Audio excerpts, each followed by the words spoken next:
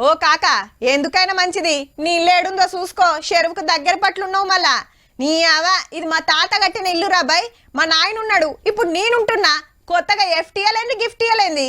sir మా colony పక్కకున్న చెరువు FTL ఎంతో చెప్పరా చూసుకుంటాం అని తిరుగుతుండ్రట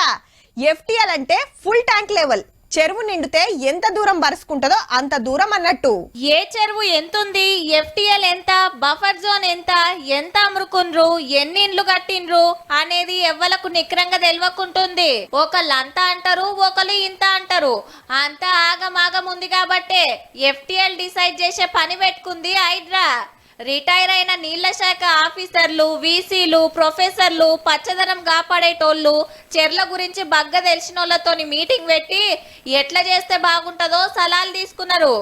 అందరు చెప్పిన దాన్ని బట్టి ఏ చెరువుకు ఎంత ఎఫ్టీఎల్ అని ఫిక్స్ చేసి రికార్డులు రాసి పెడతారట ఎప్పటికుండేటట్టు ఇక ఆండ్లకు ఎవ్వరు రావద్దన్నట్టు ఒకళ్ళ ఇండ్లు కట్టుకొని ఉంటే ఎట్లా సారు ఎక్కడ కూడా ఎప్పుడో ఇల్లులు కట్టుకొని ఉన్న వాళ్ళందరినీ తీసేసి ఇప్పుడు చెరువును తీసుకొద్దాం అనేది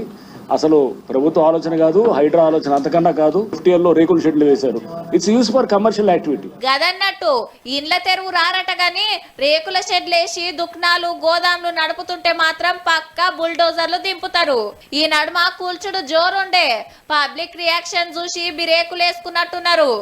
ఏది చేసినా పేదలకైతే నష్టం కాకుండా చూడుండ్రి సార్లు జరా